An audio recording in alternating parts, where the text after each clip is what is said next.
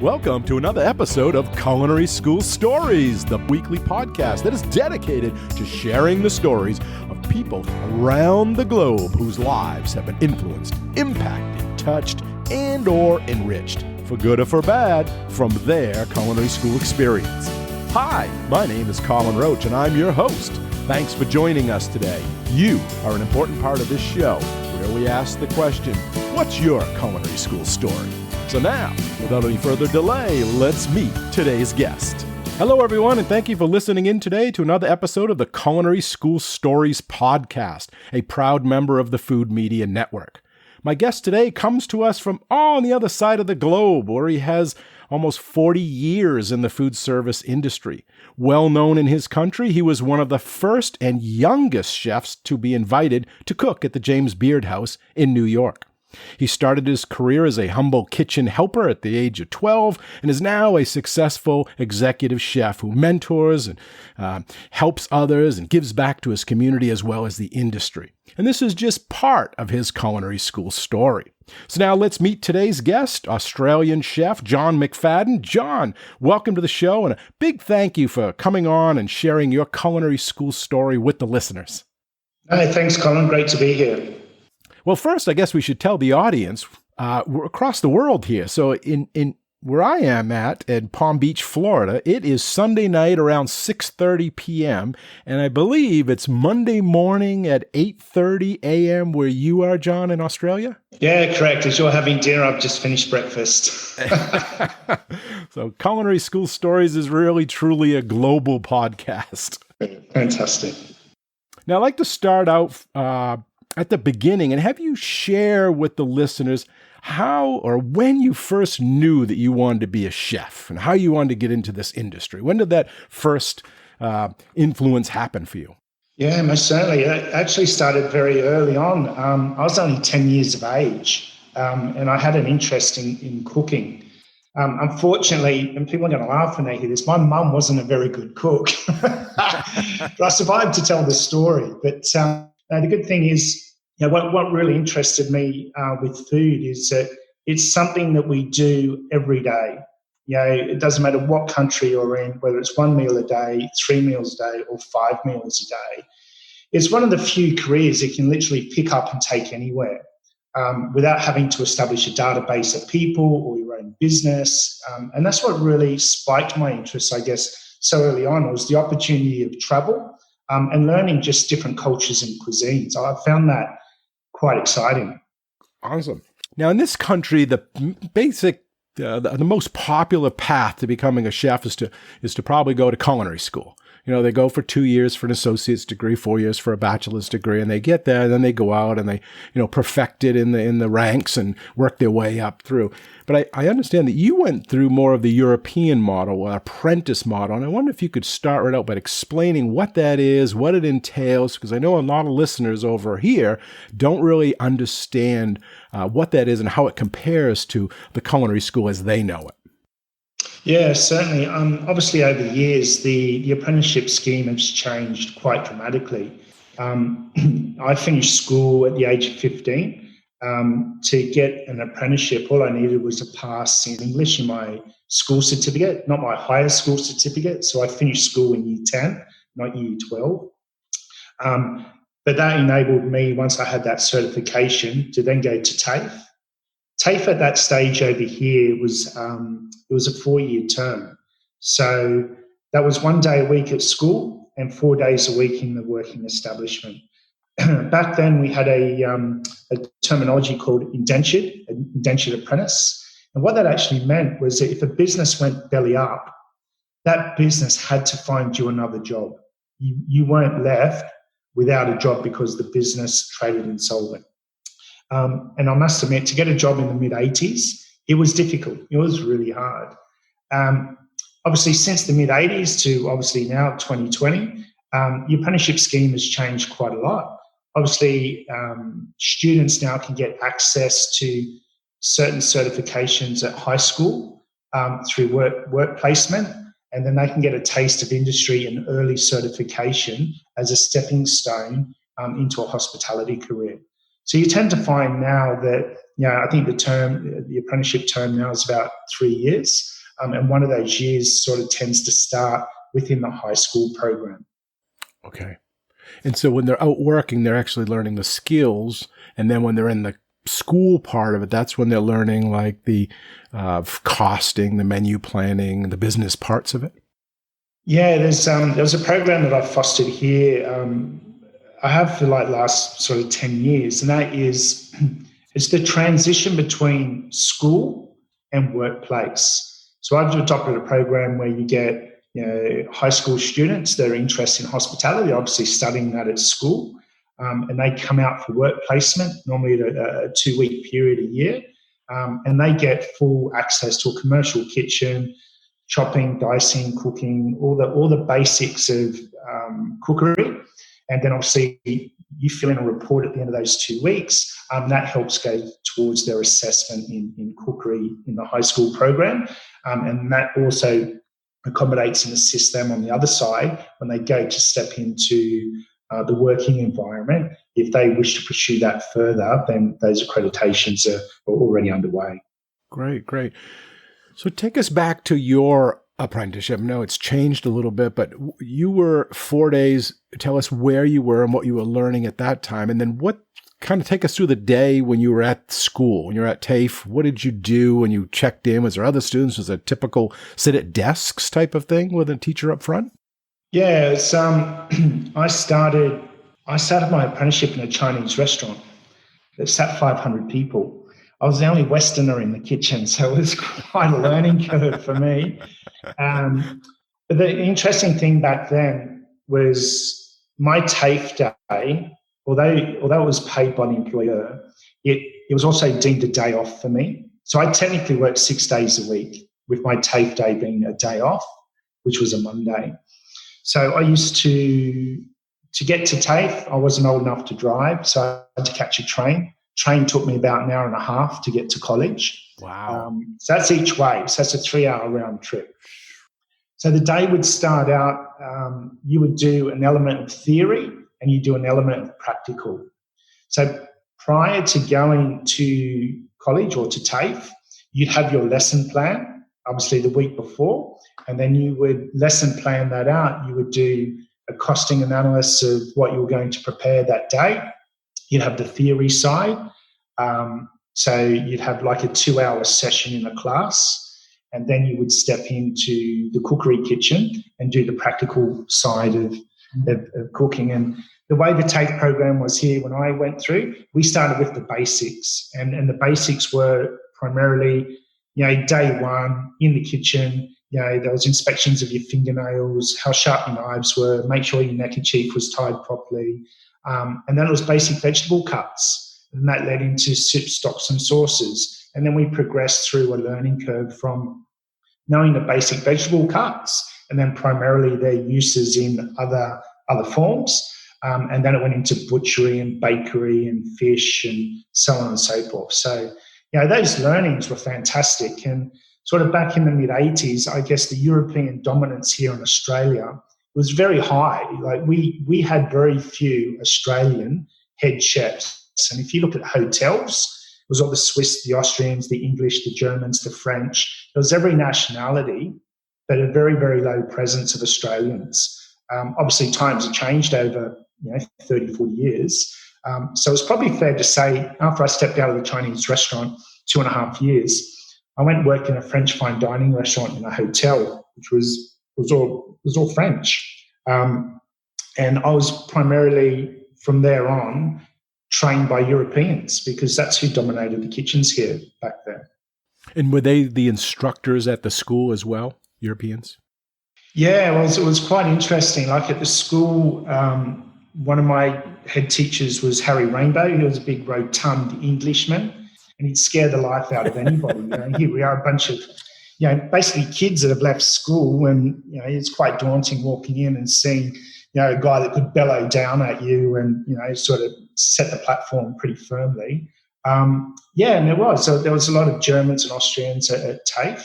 and probably a small handful of Australians. So on Monday, after you finished, that lesson plan was like your homework. You would do that during the week, and then the next Monday, turn that in, get a new one. And the same time, they would be testing you on skills that you should have learned that week at your job. Correct. Yeah, that's right. So the thing was for me, and where my learning and where I had to push myself was because you're learning French traditional cookery and techniques. I was going back to work in a Chinese restaurant using cleavers and wood blocks and rolling spring rolls. So I had to go home. I used to have Sunday off. Monday was my TAFE day. So on Sundays, I'd be practicing what I was cooking because it was the only chance I got. I wasn't going back to the workplace dicing, Brinoise vegetables or julienne this or macédoine that. And I'm like, well, and the funniest thing is when I went to TAFE, there was one day, I only used my knives once a week, and that was at TAFE, because in the Chinese restaurant, we were using cleavers. And a bit like a cleaver, they come in different shapes and sizes for different techniques and methodology. Whereas, a cook's knife and paring knives and boning knives have the same principles. And I was slicing myself to pieces at TAFE. So I went the next week and I pulled out a cleaver, and the teacher freaked. He said, "What are you doing?" I said, "No, I'm using a cleaver. This is what I use every day at work." He goes, "But it's not the right knife for the right job." I'm like, "Mate, back in the Chinese restaurant, this is the right knife. Trust me." The only knife, right? Yeah, exactly right. So the other students would have a little advantage because they would leave on Tuesday, go to their job, practice all week, come back, you're doing very well. And here you were like, got 4 days away from it and had to relearn it all. Yeah, exactly right. So it was very hard in my working environment because it was a different cuisine. It wasn't French. I wasn't practicing any of it. So, I had to take the extra step or the initiative to practice at home. And the good thing at TAFE back then is that all our lesson plans were mapped out. So I could tell you in 3 weeks' time what we were doing. And that was great because, the opportunity it gave a student or an apprentice chef like me is that I could practice until my heart was content. But you had others that just rock up on the day and had no clue of what their lesson was. And that it was quite amazing. So, I was quite fortunate in that respect that, I could plan ahead, I could practice at home. Mum and dad were the best guinea pigs in the world. So it was fantastic. Now, I know you did a little restaurant type thing or pop-up restaurant with your mom and dad. You used to cook for people on that day. Yeah, it was quite funny because obviously with the Chinese restaurant, the way it was sort of set up is that we used to do a lot of 10-course banquets, for larger groups. And so what I would do at home is get mum and dad to invite friends over, and it'd be like 15 or 20 at a time.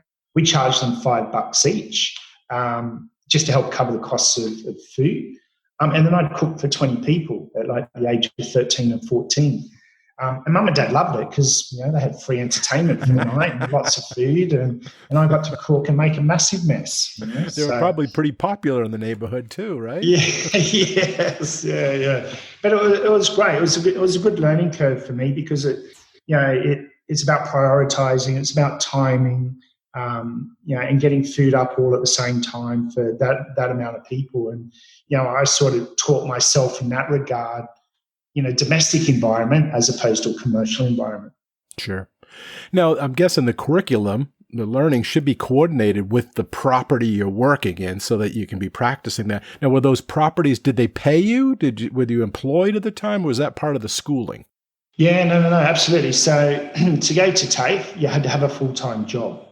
When I went. So, they would technically pay you for going to TAFE as part of your learnings. So technically the way it should work is that you work in the establishment 4 days a week and 1 day a week is your TAFE day and then your 2 rostered days off. But in my case with the Chinese, it was I worked 5 days a week, my TAFE day, and I had 1 day off.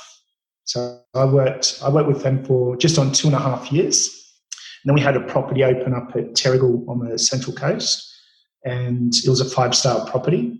So I put in an application to go there. It was the first 5-star property of its kind. I started there and landed a job in a French fine dining restaurant. So I went from making spring rolls to turning vegetables. So it was quite a step up. Now, that apprentice program was the 2 years you did that, but then there was an additional 2. Is that how I understand it? So the whole 4-year duration is, obviously you start off as a first-year apprentice, then you go to second, third, and fourth. You tend to find the last year of your apprenticeship is you're in the establishment full-time. So it's 5 days a week. All your TAFE and studies are finished, but then you spend a year full-time in the restaurant. And then, by default, once you hit your anniversary date, back then you got your apprenticeship papers signed off, and you're a qualified chef. So when you're doing this last year and stuff, is the chef or someone grading you in class? Or are they telling you what you're deficient at and trying to help you along so you can get those? Yeah, well, the luxury that I did have is that I finished my last year and a half in a French fine dining restaurant. So sort of back to front, if you probably best put it, is I learned all the learnings I should have learned at the end, where I should have been doing them at the beginning. But although that I pushed myself at home on my day off to learn those and study those, I was putting them fully into practice in my last year and a half. By the time I finished my apprenticeship, I was running the fish section in a French fine dining restaurant. Obviously, when an apprentice comes in, normally I either start on larder, the cold section, or the entremetier, which is like vegetables and garnishes and stuff. I started off as the entremetier.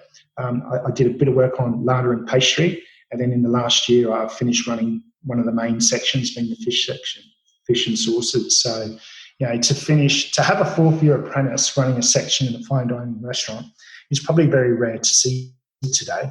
Mm-hmm. Now, I know you do some mentoring with some schools now, culinary schools. You're affiliated with some, Cordon Bleu there, a few of the other ones. Mm-hmm. How do you see that in comparison to the apprenticeship program as to the culinary schools that you see now? What is the pros? What is the cons? And do you have any opinion on that? Yeah, look, it's a really hot talking point here at the moment. Obviously, technology has changed a lot over the years. Some can argue for better or for worse. I'm a bit old-fashioned. I still like the old textbook style of things because it actually forces you to stop and focus and listen. The flip side for me with technology is that we're in a world of scrolling. So I sort of question how much information we actually physically stop and take in. And the apprenticeships change. To ask, my traditional training days of all the basic cookery cuts and methods, and how much that's drilled into people now. Because at the end of the day, you're cooking, we can go around the world globally and we always end up in the same place with food. Something new will come, but we go back to the grassroots, the old-fashioned, whether it's slow cooking, robust flavours. We've jazzed it up here or we've tweaked it over there. At the end of the day, the principles are all the same. Sell the cutting techniques. I think it's quite an interesting place now in their lessons and their learnings. That for me, they're probably learning things now that I believe they can afford to learn in a couple of more years' time. A couple of years ago, I had an apprentice come and see me. I was in the kitchen. I said, "Oh, what did you learn at TAFE the other day?" "Oh, we're doing train the trainer." I'm like, "Oh, okay. That's interesting. You're being trained.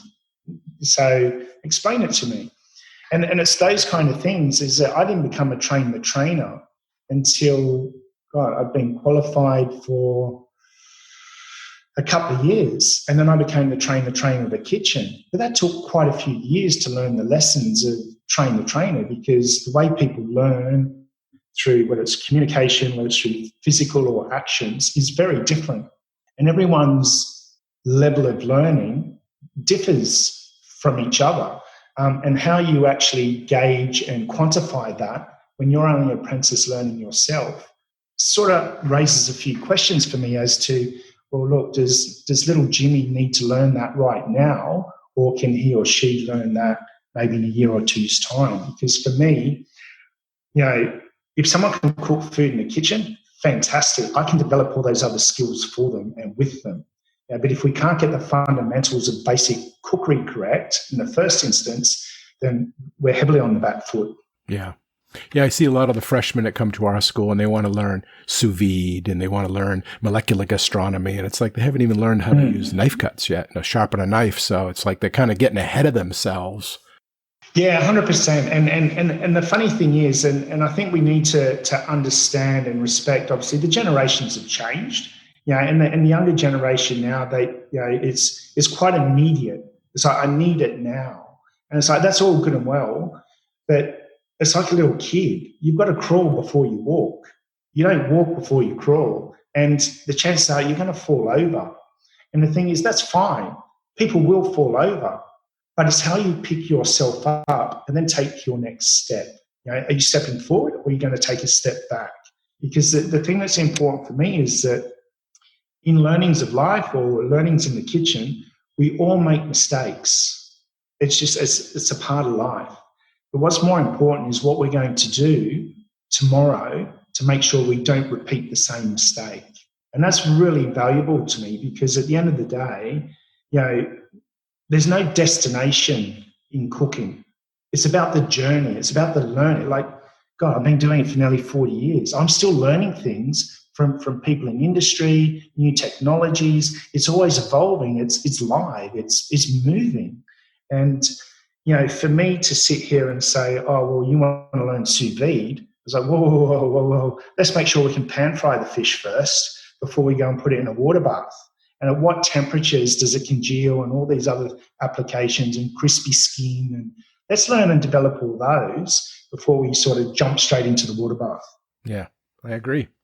So when you do your mentoring now, what kind of advice do you give to these students or even someone that wants to get into this industry? What would you tell them and how would you advise them or what should they know before they even start that journey? Yeah, certainly. Look, like any industry, it's rewarding. But it's, and you're in control of your own destiny. The world's your oyster, literally. But you've got to have goals and they've got to be realistic. It's no different to an athlete. They're out on that track practicing, running every day for a personal best time. That's their goal. It's like being in a kitchen. I could never imagine in my career that I would have had some of the roles that I've had and been a part or overseen the size of the teams that I've had when I was 15 years of age. At 15, I was quite shy. I was very timid. I wasn't very outgoing. And I found a massive confidence in food and my ability. But that's taken a long time to get there. It hasn't just happened. And, there's no hurry. There's no hurry to get to where you're going. You've got to enjoy it. You know what I mean? Like, to move up through the ranks from an apprentice, even into a head chef's position, that took me over 12 years. But now I'm seeing young kids come into our industry and don't get me wrong, very talented, but from a people management perspective, I sort of question if they're not jumping into roles too early without having the experience of people management, business acumen, people's well-being, mental health. There's a lot of things to take on now. There's a lot more to than just cooking food and making it look good on a plate. It's, there's a business at stake also. Yeah, I teach a cost control, menu planning, the business part of it. And I always tell the students, you'd be the best chef in the world and still go broke. 100%. You need to understand the business part. Yeah. Look, I'll tell you a very quick story. I was group chef of a quite a large property. We had multiple businesses, probably about 7 or 8.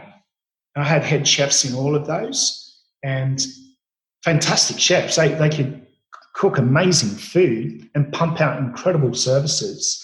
But when it came down to stock management, stock hold, turnover of stock, that was a different story. It was, I had to sit down and coach and manage head chefs in the business on how to manage a par level. We would do a stock take on a Monday morning after the trading week, and there'd be $70,000 or $80,000 worth of food stock on hand. Now our purchases for the week would be $40,000. but we come to a Monday and have twice the amount of stock on hold than what we were purchasing. So when you've got that kind of cash sitting on your shelf, you sort of start questioning, what does the wastage look like? What does the spoilage look like? Are we utilising? How fresh is the food? So I had to work very hard with that particular site to help move the stock on, manage our par levels. Like, we can order 6 days a week. And what was an acceptable par level?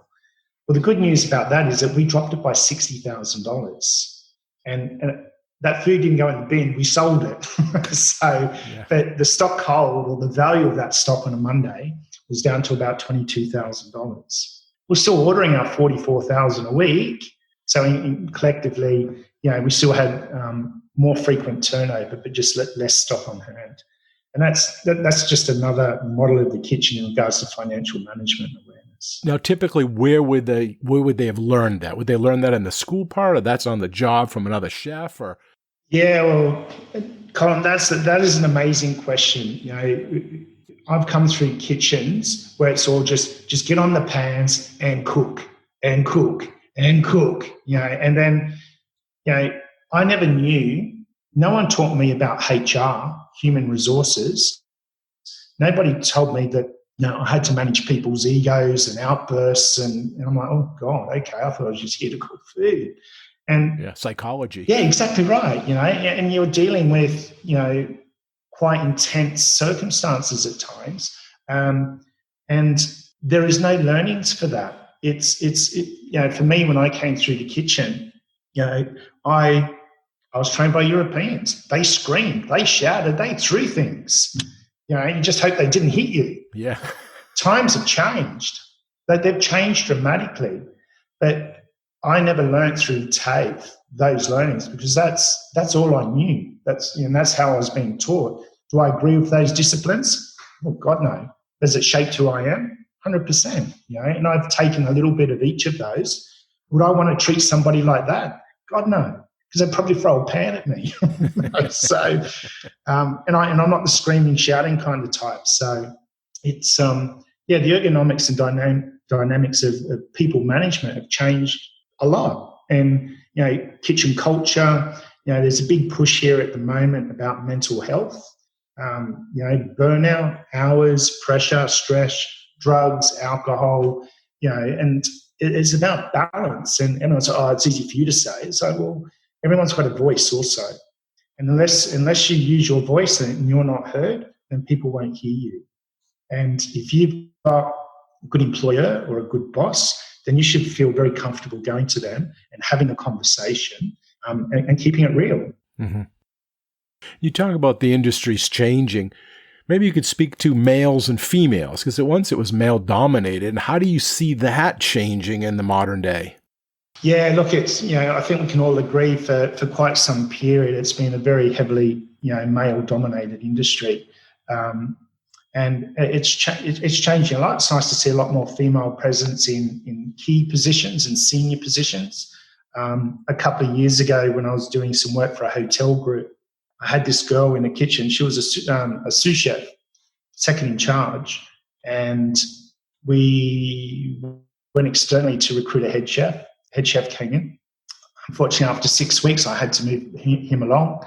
And this, the girl that I had as the sous chef, she stepped up, she put her hand up, said, "Chef, look, I'm happy to do 6 days a week, whatever it takes until we get the right person." I thought, wow, that's amazing. Thank you. Anyway, we went through the recruitment process, and unfortunately, we just couldn't find the right candidate. So I suggested to executive management, I said, look, I think Zoe's got great potential to be a head chef, so long as I can mentor and coach her. Like, I wouldn't just throw her into the deep end and say, well, geez, I hope you swim. Mm-hmm. Yeah. And what was really interesting is that we promoted Zoe. I had the support of head office. She was put into her very first head chef's role. And what was interesting is the kitchen was male-dominated. Zoe was the only female in the kitchen. And that transition for her was a massive challenge, because the team didn't accept her being their leader. So it took a lot of work. We obviously changed the culture in the kitchen, which had to change. And the good thing is she went on to win restaurant awards. So, kudos to her for, digging deep. The potential is there. And I think that's the big thing in our industry. It's identifying the potential and nurturing it, because she had all the attributes, she had the willingness, and all the tough times. And I would take her away into my office and we'd have one-on-one conversations, from a mentoring perspective. But at the end of the day, she answered all her own questions. It wasn't me telling her what she had to go and do. It's, the hardest part in a kitchen is just taking the time to stop and listen.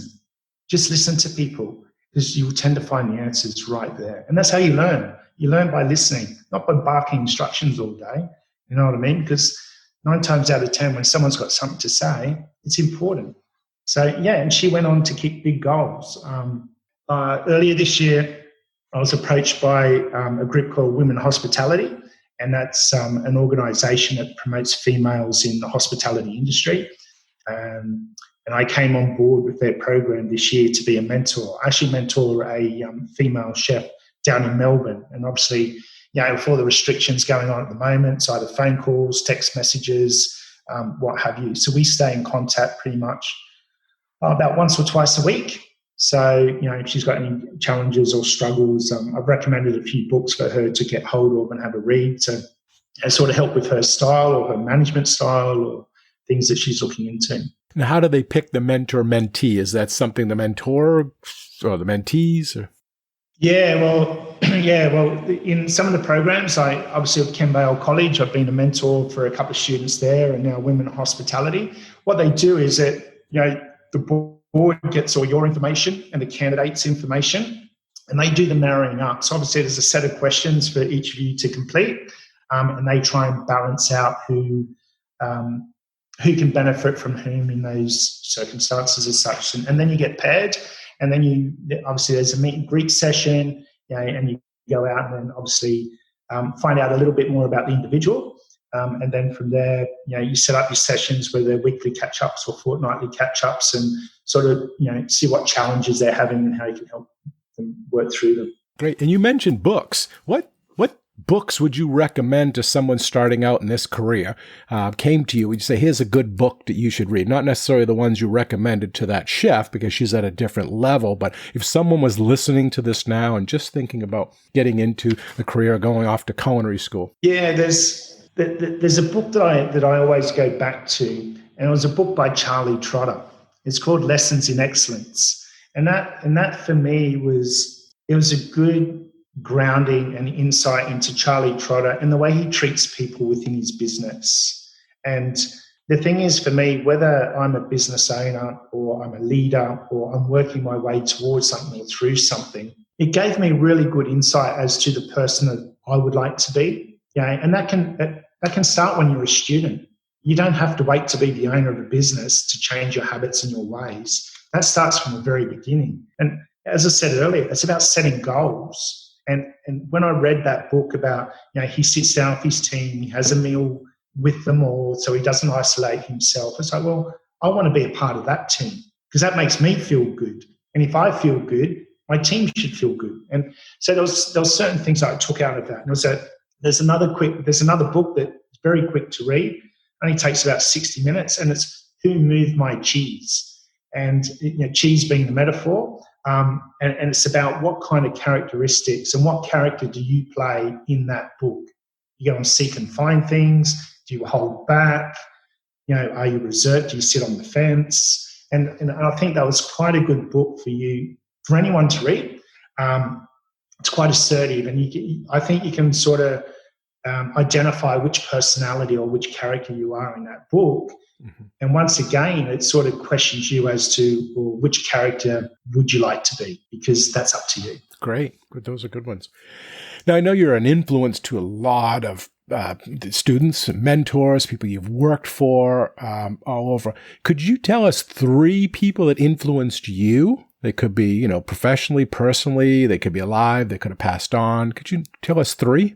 Yeah, certainly. I haven't sort of followed like celebrity chefs for a better term in regards to an influence. Obviously when I was an apprentice, a person I sort of looked up to was Marco Pierre White when I was coming through the kitchens. And to be honest with you, some of the best mentors I've had are people that I've worked with. One was a lady called Carol Selva Raja, who unfortunately passed away about 2 weeks ago. She, in the late 90s, she took me under her wing when I was working for the Park Royal Group, and I was in an Asian bistro, sat about 180 people. I was sort of in my mid-20s. I was getting a name for myself, but not a big name, but I was being noticed as such. And I was other big players in the industry, and always will be. And Carol saw something in my food and my style, and that's how the opportunity came up to go to the James Beard Foundation. She loved the way that I used the Asian flavours and the blends, and she got invited to James Beard. She took me under her wing. She took me, and together we created an 8-course degustation menu. And that, for me, was an amazing experience. And what I loved about Carol was she was willing to take someone like me that wasn't a named person, it wasn't a big influence in Sydney, and she invested a lot of time in me that she didn't have to. So there was nice coaching there. I felt pretty impressed that someone recognised my talent, and she did a lot with that. And there was another gentleman I worked at the AMA Hotel, which is now the Shangri-La. His name was Andy Bantock, an English guy, and he was my sous chef. I was second in charge. We had a team of 25 chefs. And I remember one day we were in the middle of service and we were getting hammered. We must have about 60 tickets on the docket rail, orders going left, right, and centre. And then he's like, "John, come here now." I'm like, Andy, I said, "Mate, we're knees deep in this. We're in the trenches." He goes, No, come out here. I said, "What's going on?" He said, "Mate, we're going to sit down and have some lunch." I said, "Mate, you're kidding me. Mate, we're getting hammered in here." He goes, No, it's fine. They'll be fine. And I'm like, and I'm sitting there and I could not sit still. It's like being pulled out in the middle of a match, and you're right in the middle of the match. And he goes, "Oh, what do you want to eat?" I said, "Andy, I'm going to get indigestion if I eat." I said, "I can't." And he's like, No. He said, "No, it's fine." He said, "Look, I'm the sous chef. You're my assistant. And if we can't step out in the heat of battle and the team step up, we haven't done our jobs." I'm like, whoa. And the penny just dropped for me just in that one moment. And it's like, Andy, you're absolutely right, 100%, because I could be there at the front, something could happen, but the thing is the team need to step up. And the thing is, if we keep accommodating that, they get used to that. So therefore, they'll never have the opportunity to step up. And I just said to Andy, look, for me, that was a great learning curve for me. And he was also the same guy that promoted me to that position. And then he said, "Oh, here you go. You got the keys now. You're second in charge. What are you going to do with them?" I'm like, "What do you mean?" He goes, "Well, mate, it's like a brand new Ferrari. You can have the keys, you can put them in your pocket, you can let them rattle around. Or do you want to take the thing for a spin? Or go and open some doors?" "Man, I want to take the thing for a spin." So, like there was Andy sort of made me look at the bigger picture as opposed to being a piece of the picture.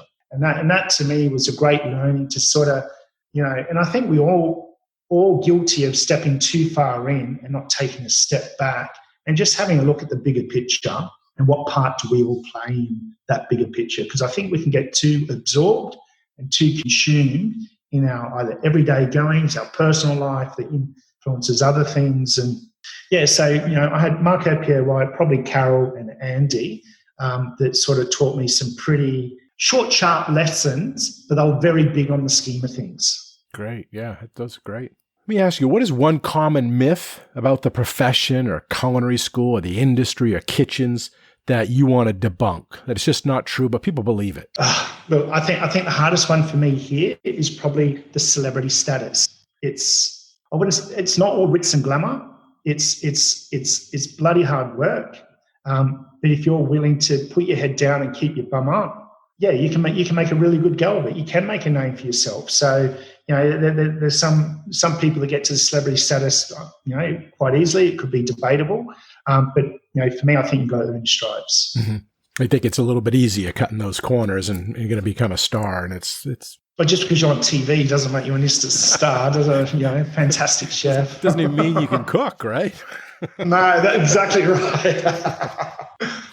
What do you think is the future of culinary education in our industry? Where do you think that's going to go? Yeah, look, I think one of the biggest things that's hit obviously everybody globally is obviously the COVID-19, and I deal with a few culinary schools, and when this first came up in sort of late March, it was quite interesting to see the instant, obviously, closure of schools and the online presence of engagement.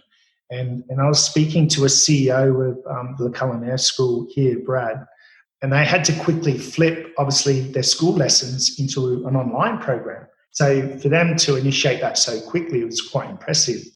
When all that happened, I phoned Brad and I said, "Oh, how's it all going?" He just laughed and said, "John, this is amazing. I've had the best turnout ever because it was all online." He said, "I've had the best attendance out of anything."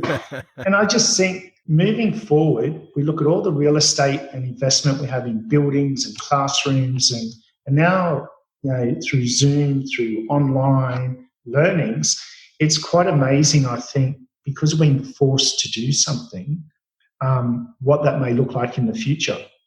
People are studying a lot more online, like it's in the comfort of your own home. So I seriously think, once the world sort of gets back to some sense of normality, I think learnings and business in general will change quite dramatically in time to come. Now, do you think they could do the culinary part doing this remotely? Is that, I know some people are exploring it and some people have even tried it, some schools, we have a few in this country, but how do you see that going? Yeah, look, I think the practical side of it is challenging.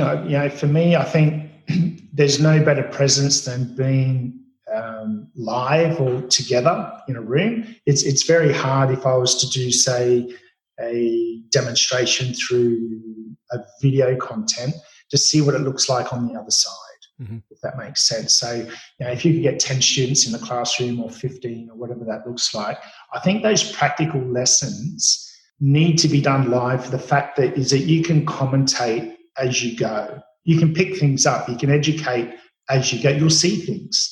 And it's like being in a kitchen where you're conducting a service. It's very easy when you're standing on the outside looking in, you can work out very quickly the dynamics of what's going on.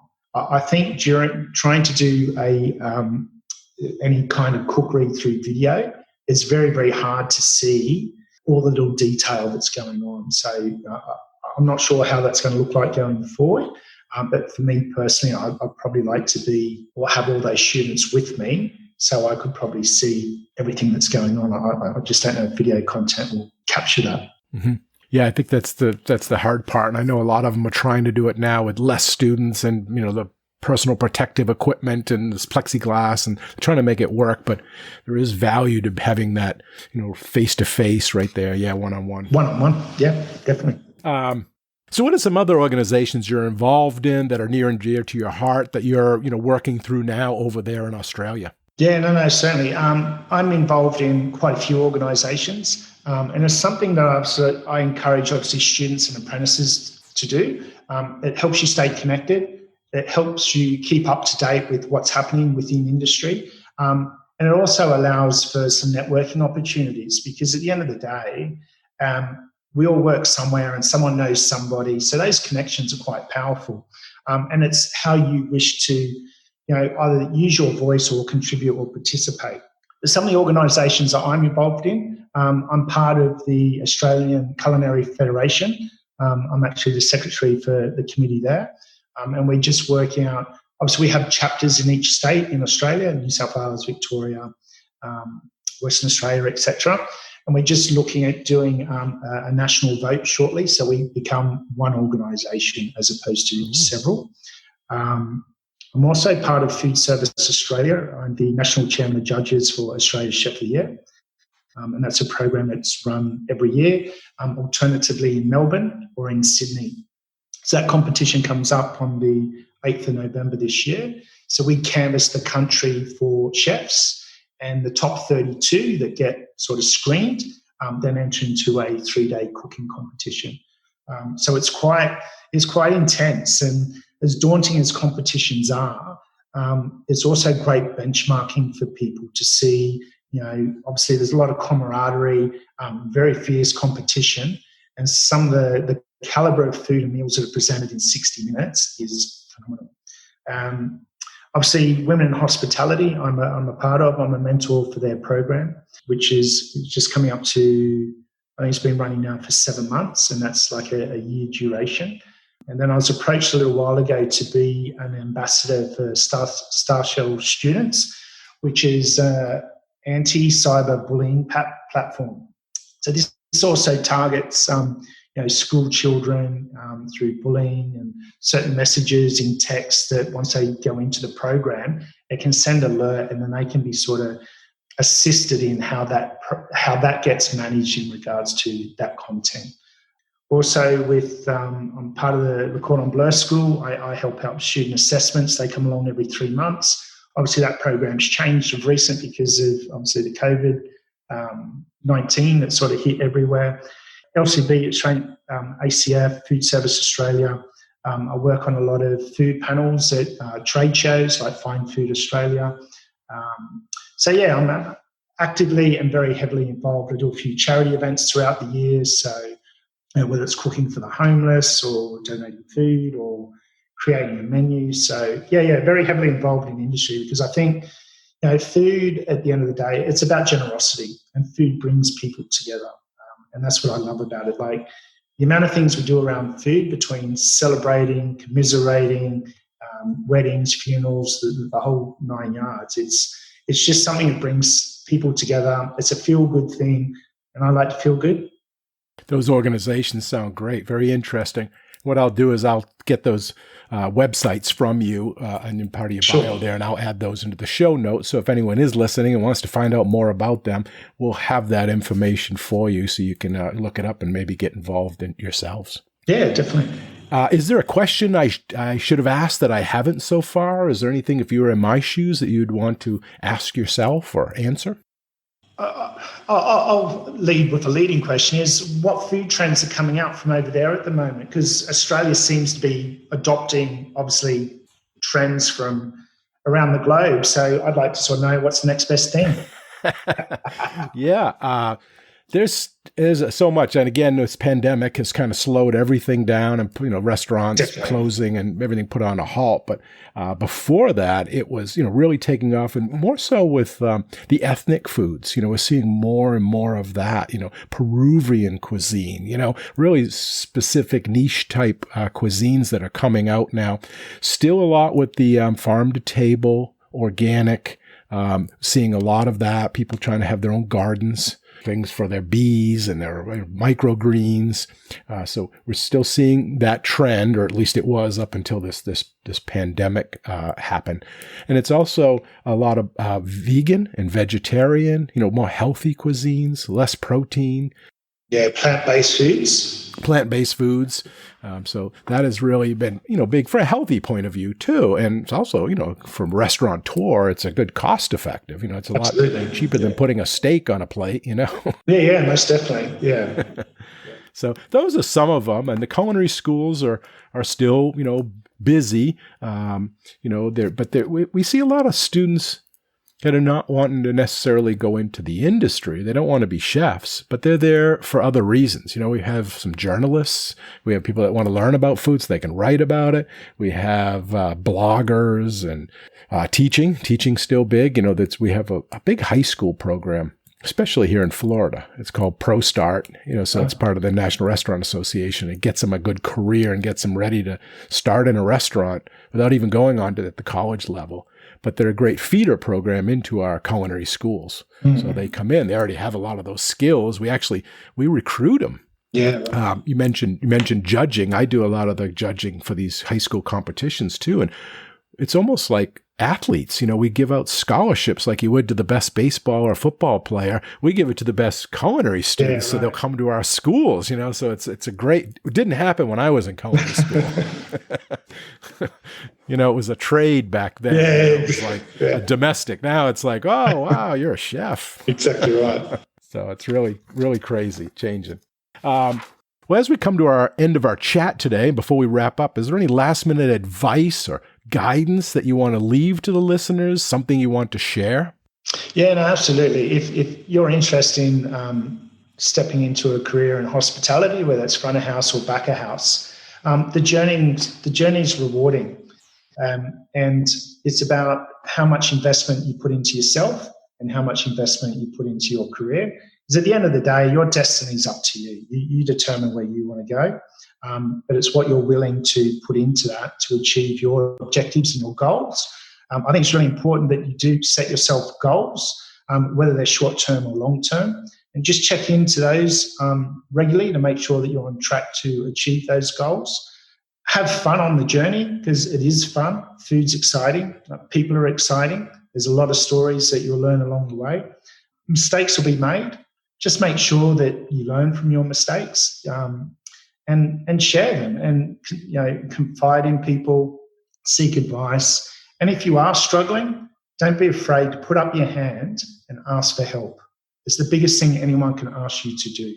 Never be afraid to ask for help. You get all that right, you'll go great guns. Excellent, great. I did want to ask you about when you were at school, about your toolbox with the metal grandfather made it. Tell us that story. Share that story.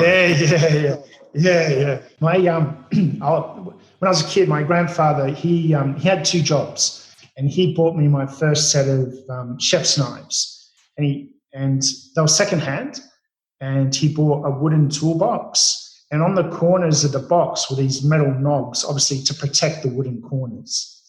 And I thought, oh man, this is fantastic. Double latch lock, had a key lock. So this is really cool.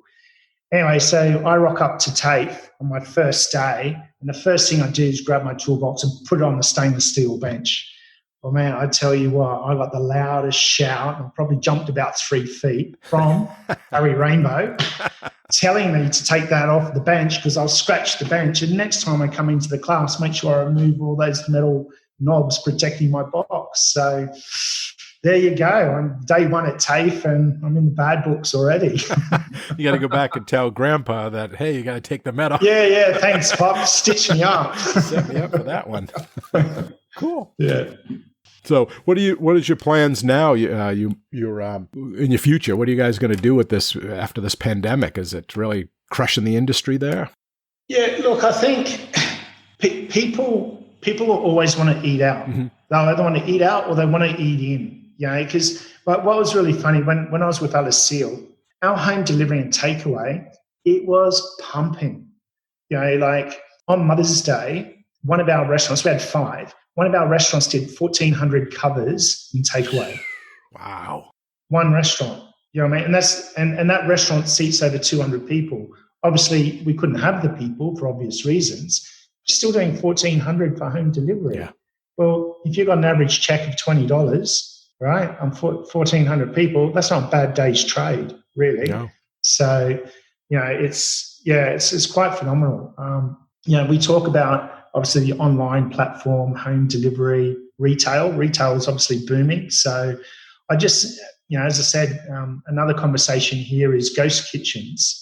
You don't need a big space to pump out home delivery and takeaway. Yeah. So rather than having a restaurant that is, 30% empty that you're paying real estate on, why wouldn't you just have a hole in the wall somewhere and just pump out your home delivery and takeaway and reduce your rent?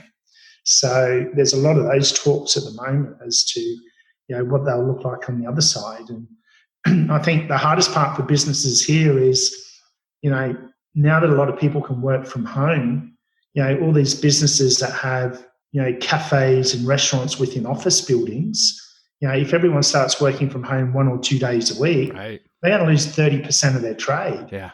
So they're going to think, well, Jesus, what do I do now? Do you know what I mean? Because they can't survive on that because if there's 3,000 people in a building that all grab a coffee or 2 coffees a day, they lose all that. So yeah, it's going to be very interesting to see what the other side of this looks like. Yeah, talking about takeout, in this country, at least in this area, they could do some improvements because it's always been, I think, the stepchild. This takeout, and they don't really pay attention to it as much. But now, where everybody was using it, they still mess up. They forget something, or they don't have the right packaging to keep it hot. And I'm like, you should be focusing on the product. Yeah, exactly right. Yeah, that's your brand. That's your whole business right now. Yeah, that's your brand right there. Do you know what I mean? If it was edgy and classy and stuff, mate, that sells itself. Yeah. Because I was thinking, even in our culinary school, Johnson & Wales University, I'm thinking we could put a class, an elective class, takeout, just to teach them how do you manufacture that product so that it will hold its integrity and quality until it gets to the customer. And are you going to have an expediter there in the takeout and all of that? Watching it, put the attention that you would in the restaurant to your takeout. And that's really what they need to do. Mm-hmm. Yeah, absolutely. 100%. Right? It's still generating revenue. Yeah, and especially now, it'll probably be the majority of it as we, continue. Well, yeah, exactly right. Yeah.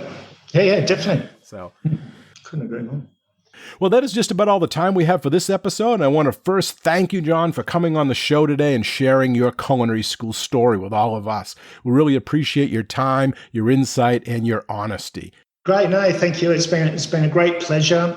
If anybody wants to follow my journey further, you can see some of my stories through LinkedIn or through Instagram. For me, it's about family and food, really. And it's one big community, and I'm glad I could be a part of yours. Thank you very much. Great. Thanks again. I really enjoyed our chat. Bye-bye now. All right. Thanks, mate. Cheers. And a big thanks and appreciation also goes out to all of you, the listeners. We hope you enjoy the show and this episode. You all are a big part of this show, so please let us know what you think.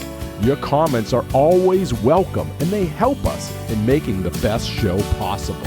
You can email them to culinaryschoolstories@gmail.com. That's culinaryschoolstories@gmail.com, or even leave us a voicemail at area code 207-835-1275. That's area code 207-835-1275. And if you like the show, we have a big ask of all of you, and that is to share the podcast with everyone you know and to give us a positive rating and review on Apple Podcasts. Okay, until our next Culinary School Story, take care and be well. Bye-bye. Culinary School Stories is a proud member of the Food Media Network.